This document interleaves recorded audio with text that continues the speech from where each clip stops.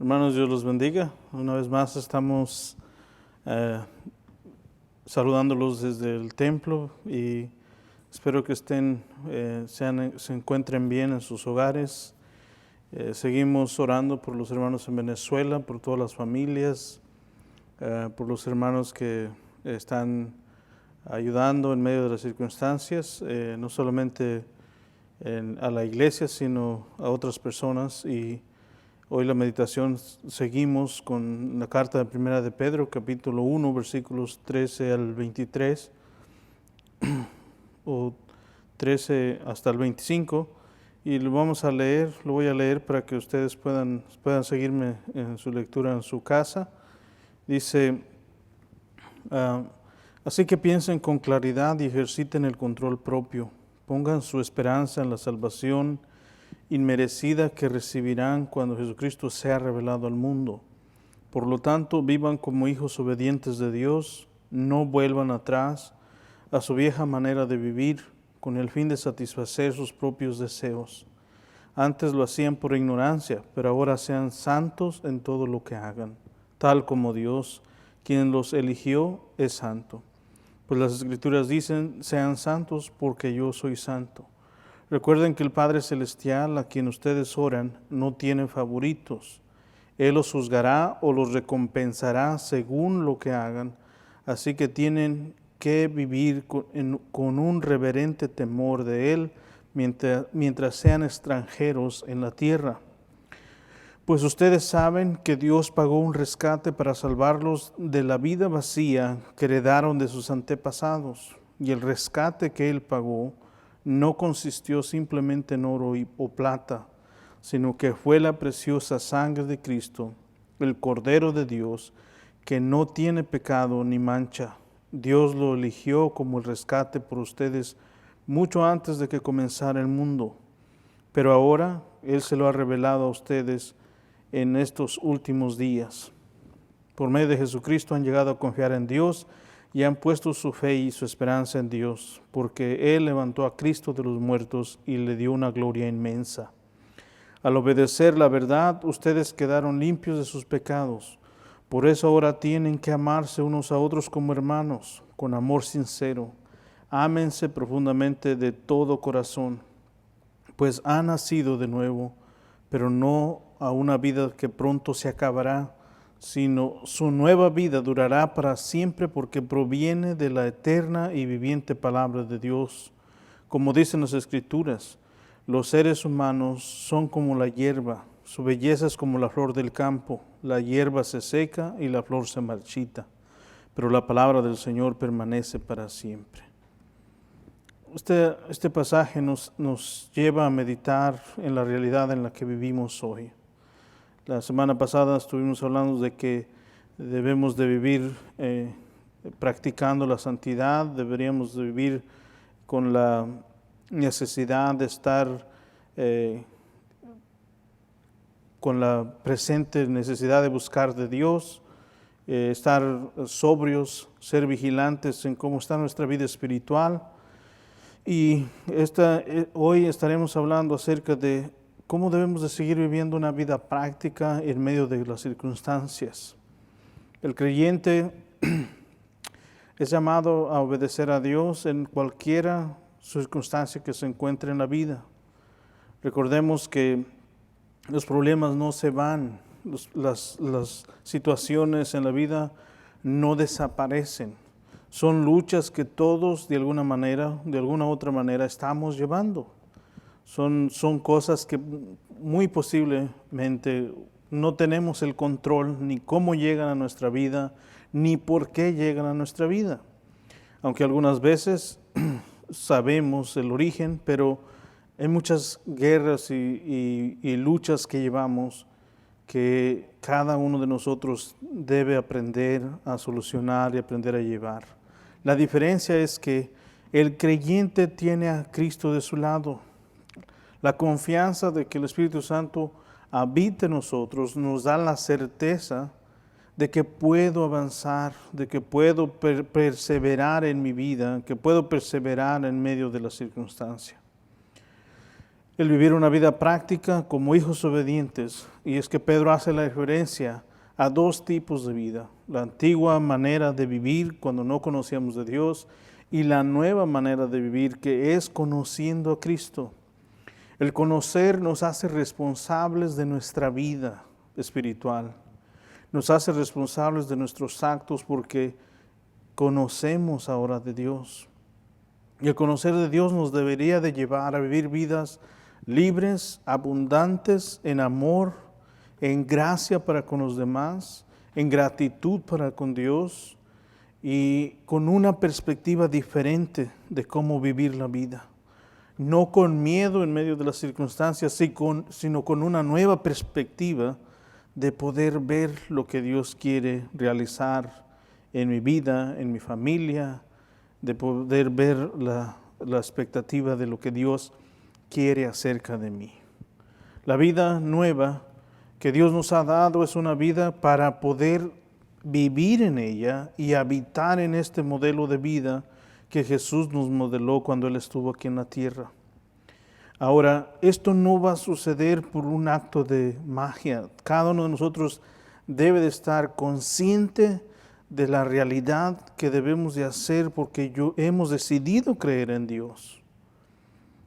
Tú y yo no podemos pensar en esta nueva vida como un ritual religioso, sino debe de ser una dedicación consciente, racional, bajo la convicción del Espíritu Santo, de que todas las áreas de nuestra vida deben adorar a Dios, aún en medio de nuestras luchas, aún en medio de las circunstancias, aún en medio de la incertidumbre.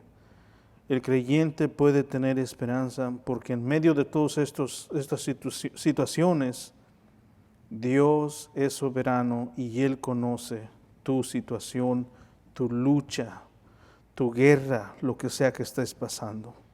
En medio de esta vida, de esta nueva vida en Cristo, el creyente es llamado a conducirse con temor. El versículo 17 dice: recuerden que el Padre Celestial, a quienes ustedes oran, no tiene favoritos. Él los juzgará o los recompensará según lo que hagan. Así que tienen que vivir con un reverente temor de Él mientras sean extranjeros en la tierra. El creyente debe de entender que la vida terrenal pasará. La Escritura dice, la vida es como la hierba que crece, florece y se seca y ya no existe. Nuestra vida no fue destinada a vivir eternamente aquí en la tierra. Fue destinada para que nosotros conociéramos de Dios y que después de esta vida pudiéramos vivir una eternidad con Cristo. Pero mientras estamos aquí, somos llamados a vivir una vida práctica que agrade a Dios en todas nuestras áreas. No importa si eres rico o si eres pobre, si estás enfermo o no estás enfermo, si estás bien, estás en éxito o no, o todo te está yendo de lo peor. Tu vida y mi vida deben de ser llevados en santidad, cada paso que damos para agradar a Dios. Dios nos conoce y el Espíritu Santo que mora en nosotros nos lleva, dice en la Biblia, de victoria en victoria. A pesar de que nos sintamos mal, a pesar de que estemos pasando alguna crisis, tú y yo somos llamados a ver a Dios mucho más allá, por sobre la situación. Sé que es difícil, sabemos que es difícil cuando estamos pasando una adversidad, un dolor, una situación de insatisfacción, pero en medio de todo eso, podemos esperar en Dios. Podemos ver mucho más allá del obstáculo que estamos enfrentando. El creyente es llamado a conducirse con temor, pero no con un temor de que algo sobrenatural va a suceder, sino con un temor reverente a Dios. Saber que Dios me conoce, Dios me ve, que yo he decidido agradar a Dios con mi vida. Es con un temor de amor, un temor de poder agradar a Dios en todo. Y de que a pesar de que si fallo, puedo reverenciar a Dios y pedir perdón y saber que Él me perdona. El creyente debe de vivir en constante temor reverencial porque Dios sabe lo que hace y porque Dios conoce todo lo que soy. Es una razón por la que cada creyente debe de vivir en paz porque Dios, la soberanía de Dios está sobre nosotros. El tener presente esta realidad nos lleva a vivir en paz y de enfrentar las situaciones de una manera más sobria, una manera más tranquila, una manera más racional de ver la vida que nos queda para el futuro. El conducir nuestra vida de una manera práctica, de una manera que debe de tener temor reverencial a Dios, nos lleva a ver las cosas de una manera un poco diferente por el valor que tienen. No tenemos valor por las cosas que poseemos, tenemos valor porque Dios nos amó. Tenemos valor porque Dios decidió dar su vida por nosotros. Tenemos valor porque Dios ahora nos ve como hijos amados. Y de esta manera yo puedo conducirme en esta vida de una manera diferente. La vida sin Cristo es vacía, lo dice su palabra. No lleva a ningún lado, pero la vida con Cristo nos lleva a una esperanza viva, nos lleva a caminar las pisadas del Maestro, nos lleva a vivir una vida con una perspectiva diferente en toda la manera de ser.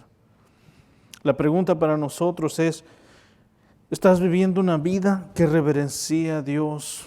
¿Estás viendo a Dios, el consejo de Dios, aún en medio de tu lucha, en medio de tu problema? ¿Estás buscando a Dios aún en medio de estas circunstancias?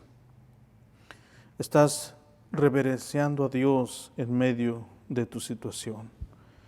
El rescate del creyente es un acto divino. Y es que Jesús pagó con su sangre. A Jesús le costó hasta la última gota de su sangre. Y por esta razón nosotros que conocemos deberíamos de reverenciar a Dios por todo lo que Él ha hecho por nosotros. Tú y yo sabemos de dónde venimos si antes no conocíamos a Dios. Y sabemos la diferencia es que cómo es vivir sin Dios y cómo es vivir ahora con Dios. Las luchas siguen, las luchas no se han ido, las malas rachas no se desaparecen. Es más, a veces nos vienen luchas que inconscientemente no sabíamos que vendrían o no teníamos ni la menor idea de que vendrían. Pero ahora que conocemos de Dios podemos enfrentarlas con el amor de Dios sobre nosotros. O puedo enfrentar la vida desde otra perspectiva de vida. Y es que en medio del temor, en medio del dolor, en medio de la lucha, Dios está contigo, Dios está conmigo. Y la Biblia dice que su amor cubre todo nuestro dolor, nuestra impaciencia, nuestra incertidumbre. El amor de Dios sana nuestro corazón.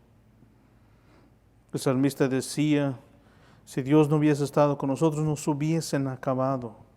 Y el salmista también escribe, ¿a dónde correré? ¿Quién es mi socorro?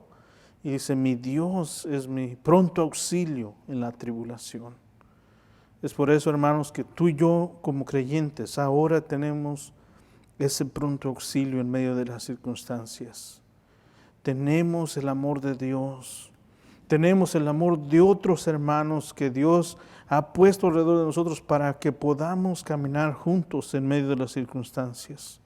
La familia espiritual, la familia de sangre, están ahí para poder acompañarnos en nuestro caminar. No importa si estamos luchando por alguna situación, pero nosotros también podemos acompañar a otros. La pregunta es que el creyente no es llamado a vivir una vida aislada, es llamado a vivir una vida en comunidad, una comunidad que sana a otros, que puede soportar a otros, que puede llevar a otros a conocer más a Dios. Pero todo empieza con el ejemplo de cada creyente viviendo vidas prácticas, con una vida de temor reverente a Dios. Cada hogar de cada creyente debería de ser un hogar sano, que cada persona que llega ahí pueda ser sanada también, pueda ver una nueva forma de vida.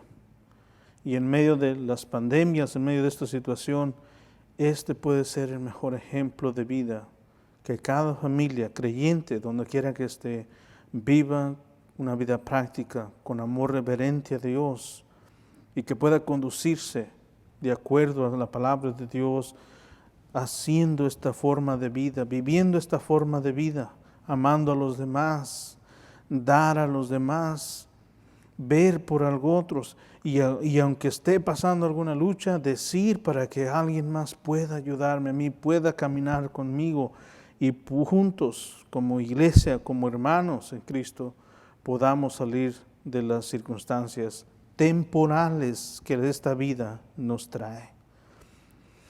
Dios cumple su palabra, no hay duda de eso. Dios cumple su palabra y la palabra de Dios dice, en el último versículo de este capítulo 1 dice, como dicen las Escrituras, los seres humanos son como la hierba, su belleza es como la flor del campo.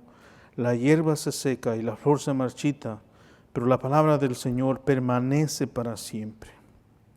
Tú y yo somos llamados a vivir, mientras estamos aquí en la tierra, vidas que honren a Dios. Una vida en comunión. El creyente es llamado a vivir una vida que honre su comunión con Dios y también su comunión con otros creyentes. El versículo 22 dice, al obedecer la verdad, ustedes quedaron limpios de sus pecados, por eso ahora tienen que amarse unos a otros como hermanos con amor sincero.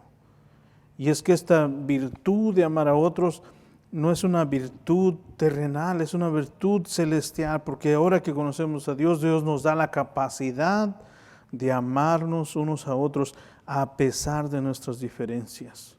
Entonces somos llamados a vivir una vida en comunión. Hermano, en medio de las circunstancias, tenemos que amar a los demás. Tenemos que amar al que está en dolor. Tenemos que amar al que está en alguna crisis y dejar a un lado nuestros prejuicios, nuestras formas, nuestras perspectivas de vida hacia los demás y poner una perspectiva de Jesús en nuestra mirada para poder hacer lo que Dios quiere que hagamos. Este resultado viene de una comunión con Dios. El creyente no debe de ser obligado a amar a otros, no debe de ser obligado a ayudar a otros, no debe ser obligado a hacer algo que no quiera.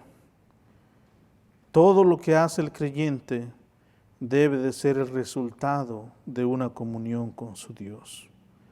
Y la comunión con Dios se muestra en el amor, en un amor fraternal, no fingido, un amor que lleva a hacer actos que van mucho más allá de una naturaleza humana, que tiene que ver con algo, una experiencia que hemos tenido con Dios. Así es que el requisito es, tenemos que amarnos unos a otros. Y esto tiene que ver con que hacer una llamada, visitar a alguien más, poner de nuestros recursos si es necesario, porque esta es la forma como debemos de expresar este amor. Debemos llamarnos unos a otros con amor entrañable. Tiene que ser un sentimiento puro, porque queremos agradar a Dios en nuestra forma de vivir. El amor de Dios es imperecedero y la palabra de Dios nos recuerda una y otra vez que debemos de amarnos los unos a los otros. Espero que tú donde estés, hermano, hermana, en tus hogares, no dejes de orar por las demás familias. No dejes de orar por aquellos que están enfermos, por aquellos que están atravesando alguna lucha, aquellos que están en medio de alguna circunstancia con algún familiar enfermo de este virus o de cualquier otra enfermedad. Pero el llamado es a expresar este amor no fingido en actos que tienen que ver con nuestra comunión con Dios. Hermanos, Dios les bendiga.